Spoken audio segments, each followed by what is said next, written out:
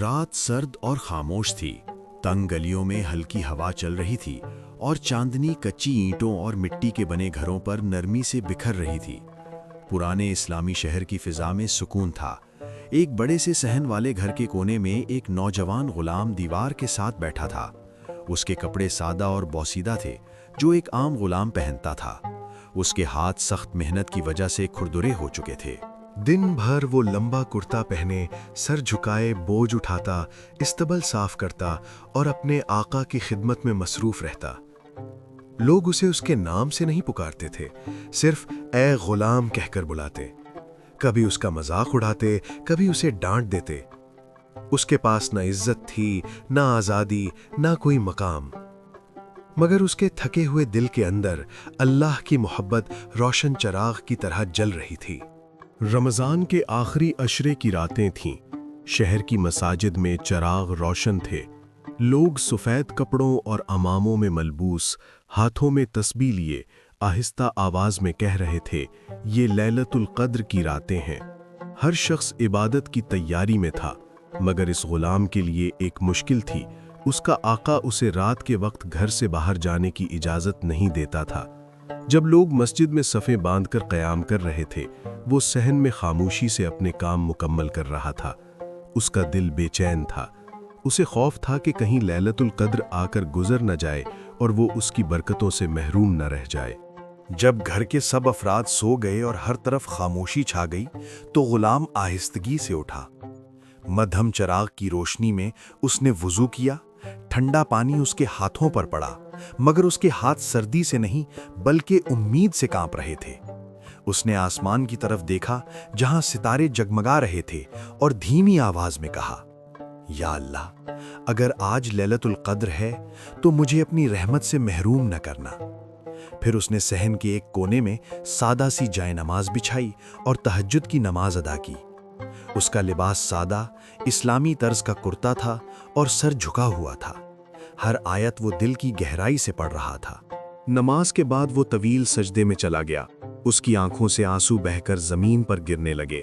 اسے بازار میں ایک عالم دین کی بات یاد آئی جس نے کہا تھا، لیلۃ القدر میں سب سے افضل دعا یہ ہے، اللہم انک عفو تحب العفو فاعف عنی۔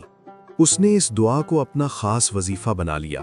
وہ اسے بار بار آہستہ اور پوری سچائی کے ساتھ پڑھنے لگا۔ اس نے اسے 100 مرتبہ پڑھا۔ ہر بار اسے یوں محسوس ہوتا جیسے اس کے گناہ دھل رہے ہوں۔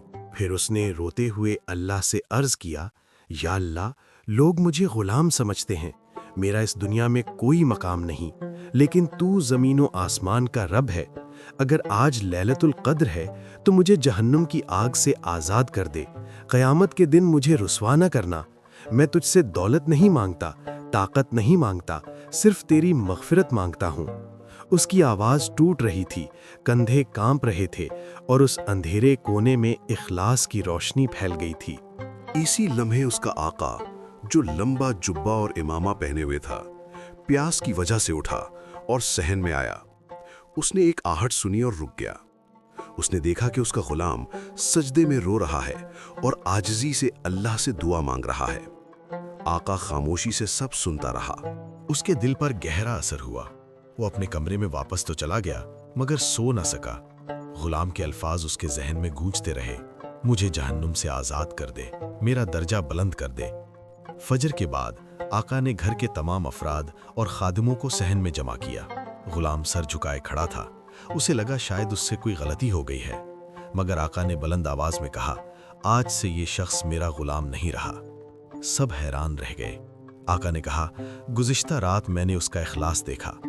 اگر اللہ لیلۃ القدر میں لوگوں کو جہنم سے آزاد کرتا ہے تو میں بھی اسے اللہ کی رضا کے لیے آزاد کرتا ہوں۔ یہ سن کر غلام کے آنسو پھر بہنے لگے۔ وہ سجدے میں گر گیا اور کہا، یا اللہ، تو بڑا مہربان ہے۔ اس کی اصل مشکل غلامی نہیں تھی، بلکہ یہ خوف تھا کہ کہیں اللہ اسے قبول نہ کرے، اور اس کا حل دولت یا طاقت نہیں تھا، بلکہ ایک سچی رات کی عبادت، ایک خالص دعا اور ایک ایسا دل تھا جو مکمل طور پر اپنے رب کی طرف جھک گیا ہو۔ سالوں بعد لوگ اسے غلام کے نام سے نہیں بلکہ ایک نیک اور پرہیزگار انسان کے طور پر یاد کرتے تھے۔ ہر رمضان کے آخری عشرے میں وہ وہی وظیفہ دہراتا، اللہم انک عفو تحب العفو فاعف عنی۔ وہ لوگوں سے کہتا، خود کو کمزور یا حقیر مت سمجھو، لیلۃ القدر میں اللہ تمہارا مقام نہیں دیکھتا، تمہارا اخلاص دیکھتا ہے۔ دنیا میں وہ ایک غلام تھا، مگر اللہ کے نزدیک وہ جنت کا حقدار بندہ بن گیا، کیونکہ اللہ کے ہاں اصل درجہ مقام سے نہیں بلکہ نیت اور اخلاص سے ملتا ہے۔